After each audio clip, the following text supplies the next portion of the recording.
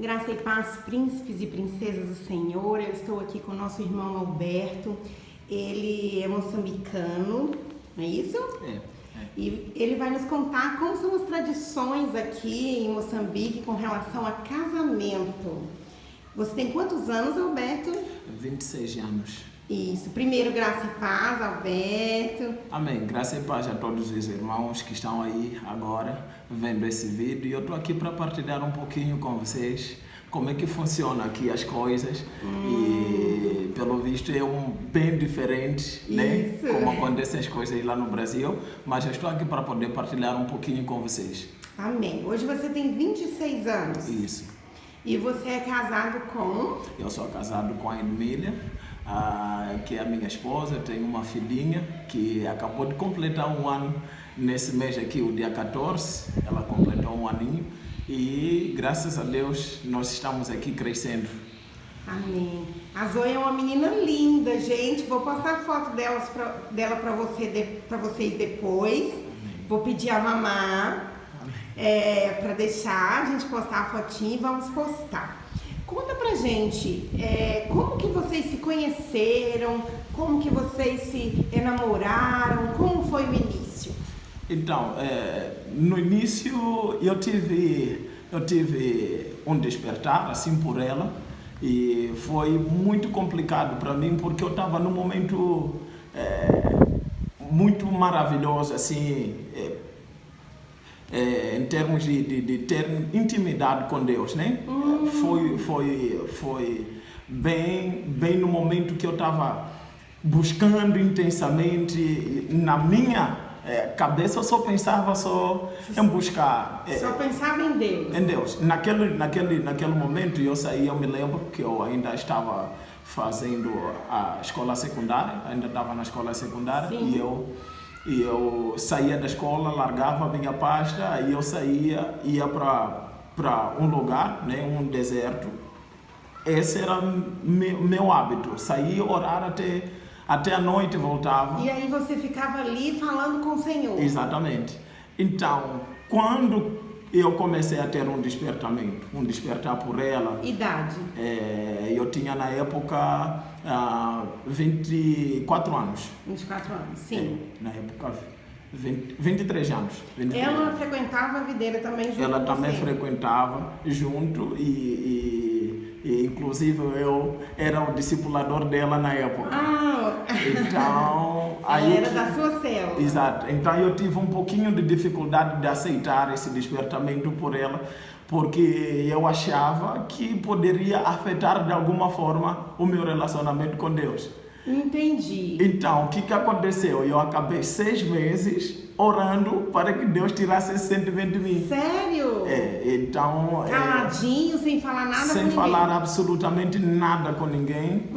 Até que um dia que eu comecei já a ficar, porque não sumia, quanto mais eu orava, para que Deus... enraigado ficava. Então, aí eu tive que conversar com o meu pastor, expus para ele e ele me desafiou em orarmos. Na época eu andava aqui com o pastor Helder, que agora está com o pastor Azemar lá no Maputo. Sim. Então, eu falei com ele, oramos, buscamos juntos e ele não me disse absolutamente nada. Eu fazia o meu discipulado. Nem que sim, nem que não. Exatamente. Seria o que Deus propusesse no seu coração. Isso.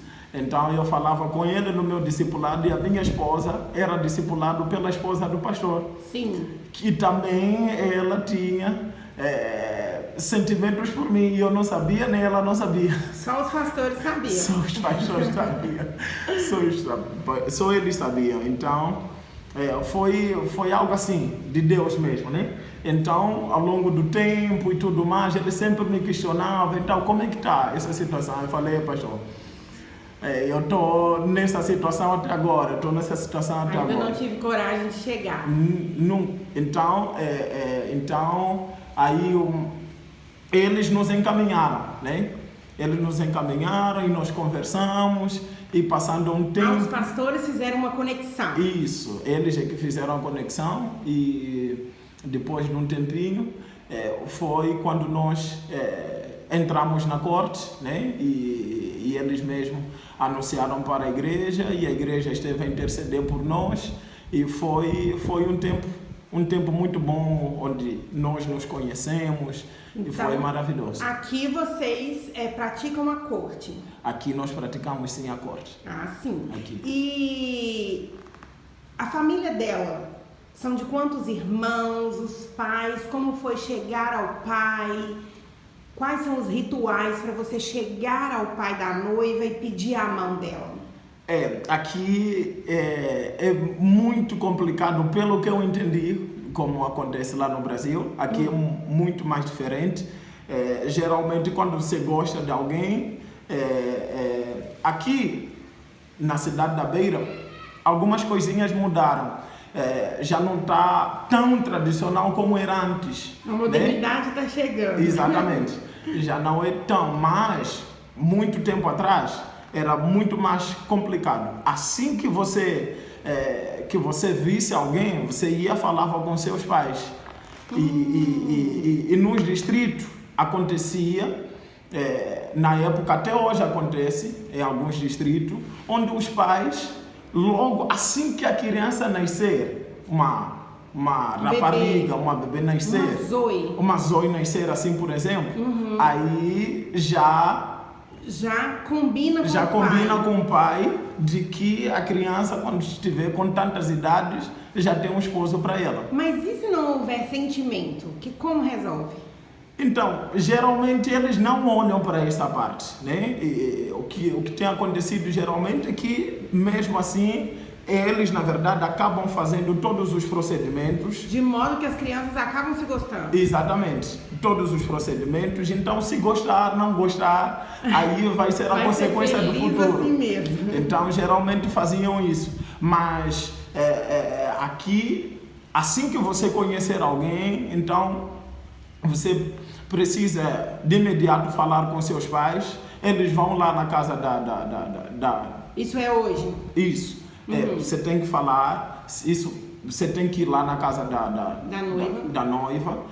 Os seus pais, nesse caso. Antes de começar a corte? Antes de começar. Na verdade, a corte é aqui na videira, né? Nós, os irmãos aqui, é que temos praticado isso. Mas lá fora, você conheceu alguém, você precisa de imediato falar com seus pais, ou vão falar lá nos familiares da moça. Sim. Né? E eles vão dar todos os procedimentos. Entre si eles negociam? Eles negociam. No seu caso, quem falou com os pais da Emiliana? Primeiro, fui eu mesmo. Ah, corajoso.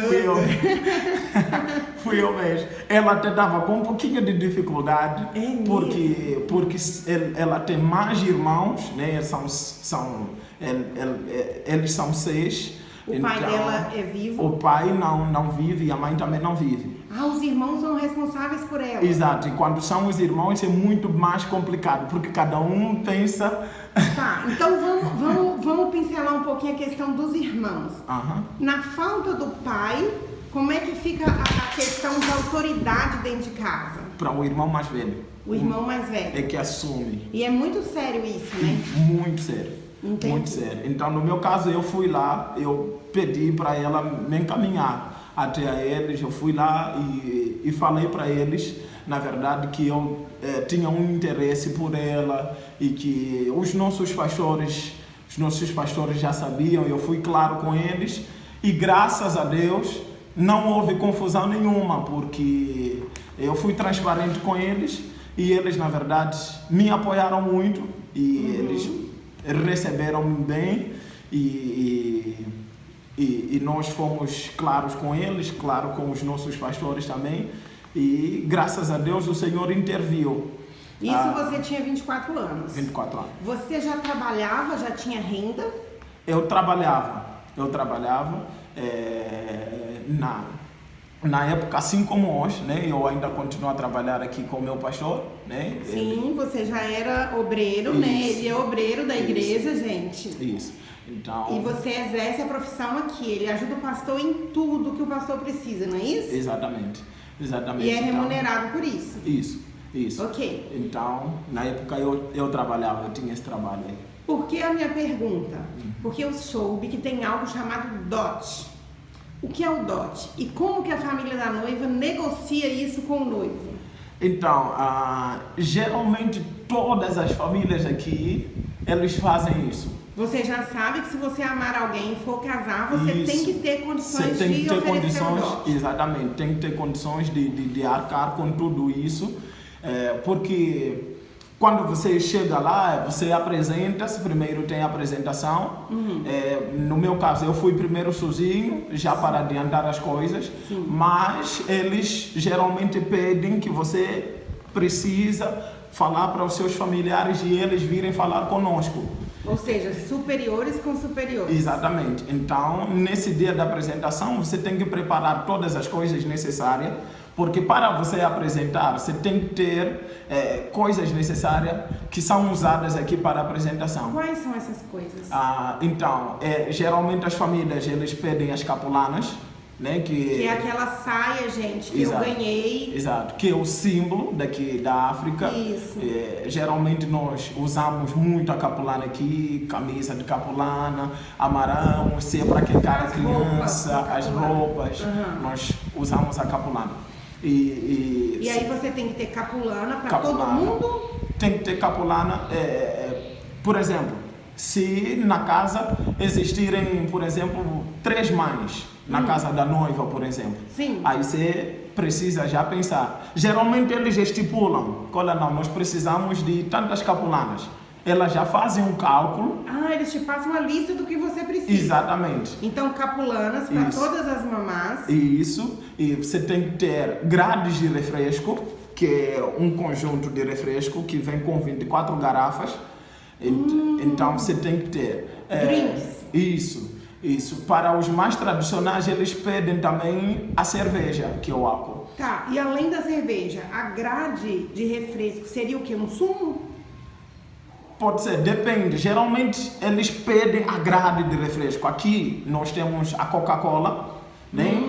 Pode ser um engarrafado, refrigerante. Exatamente, um refrigerante que vem com 24 garrafas, né? De 300 ml. Então... Um engradado, gente. Isso. Um engradado de Coca-Cola. Tem que levar um engradado de Coca-Cola. Tem que levar. Geralmente são 2 engradados que você tem que levar para lá. Mais um de cerveja. Mais um de cerveja. Sim. E tudo isso tem que ser amarrado na capulana.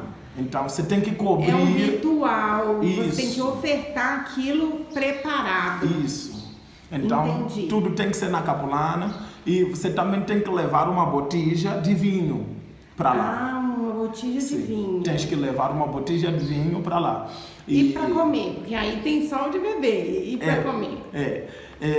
Então, isso é a primeira fase, né? Que é a fase, só para conhecer a família. Só para conhecer a família. Né? Tipo, os pais já foram, não foi o seu caso, mas os pais já foram, já negociaram. O meu caso também foi. Primeiro eu fui sozinho, eu só fui para dar as caras lá e para dizer que eu era o interessado. Sim. Depois eu encaminhei a minha família para lá onde levaram tudo isso. Entendi. Então vamos lá, tudo isso. Sim.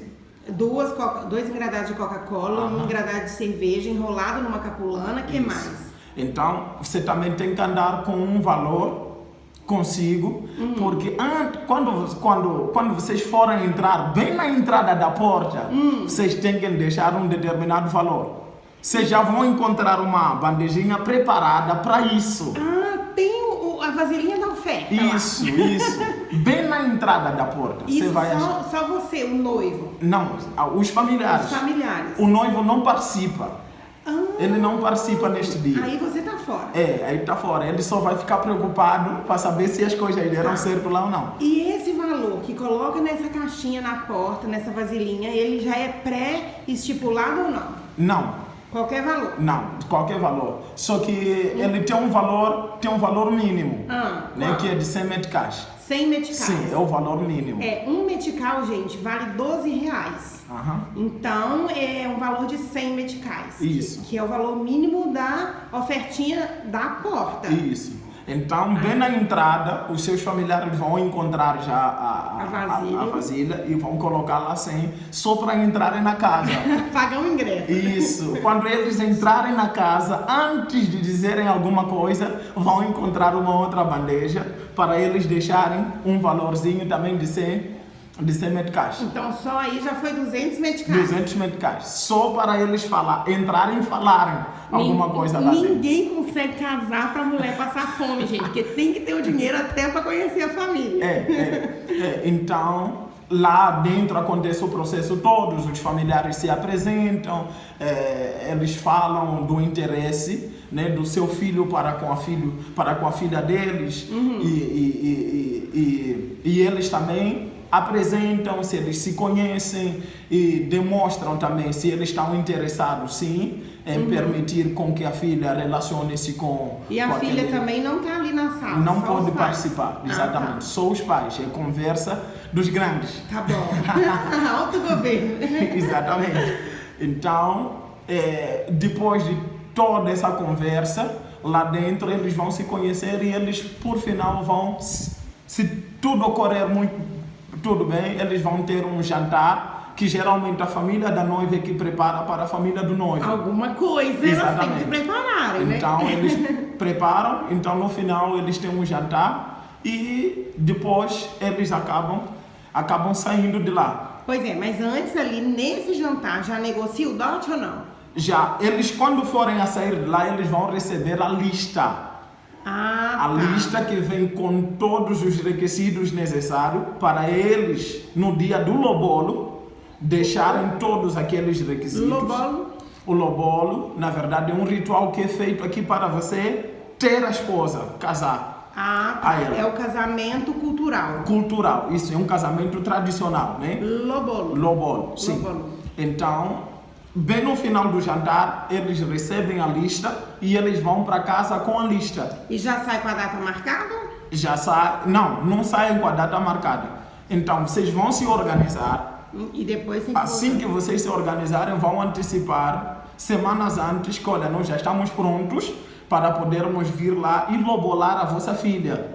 É um casamento, isso, é um casamento tradicional. Depois daquilo, vocês vão para lá com tudo aquilo que veio lá na lista. O que vem geralmente? Dá um exemplo, o que vem geralmente na lista? Então na lista vem que você tem que comprar tem que comprar um fato para o pai da noiva. Um terno. Um terno. Se o pai não existe, vai para o irmão mais velho. Sim. Você tem que comprar um vestido de gala para a mãe da noiva.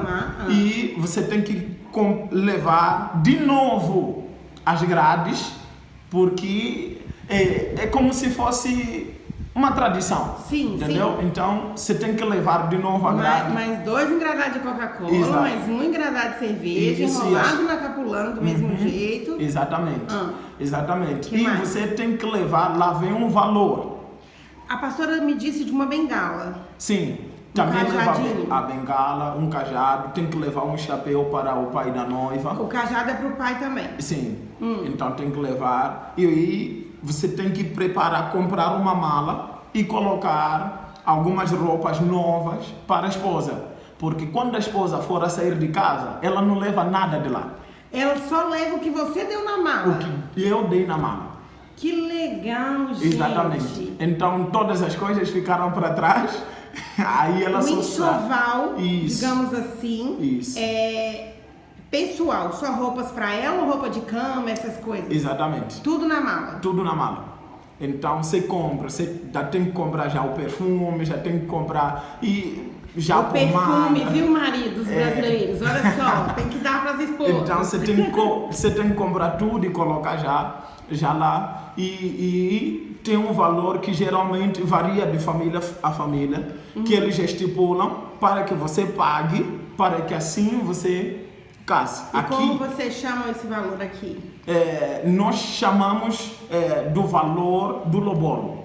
Valor do lobolo. Isso, o valor do lobolo. Que é equivalente ao dote antigo do Brasil. Isso. O dote. Então você chega lá e paga, dá tudo aquilo e entrega o valor. Assim você receberá a bênção das duas partes da família, né? E a partir daí vocês estão casados tradicionalmente. Então quando você chega com a lista pronta, já é o lobolo. Já é o lobolo. Aí você já sai dali com a sua esposa? Já sai naquele dia? Naquele dia. Se você quiser... Mas aí o pai não usou o terno e a mãe não usou o vestido de gala? Ela vai usar uma outra ocasião? Ela vai usar numa outra ocasião. Esse é o final do casamento tradicional. Agora, se vocês têm um plano para poder fazer um casamento moderno... Isso. Né? Por exemplo, agora vocês estão na videira. Isso. Então, além do lobolo, Isso. vocês fazem um casamento religioso. Isso, são duas coisas diferentes. No meu caso, eu fiz o seguinte: depois de casar tradicionalmente, eu pedi à família para que a minha esposa continuasse ainda a permanecer, né, Sério? na casa dela, sim, lá, enquanto eu organizava todos os preparativos para o casamento. Para o casamento. Exato. E chegou o dia, nós casamos, assim ela saiu da casa e veio morar comigo. Mas assim, se os noivos quiserem ter a noite de núpcia logo depois do lobolo, pode?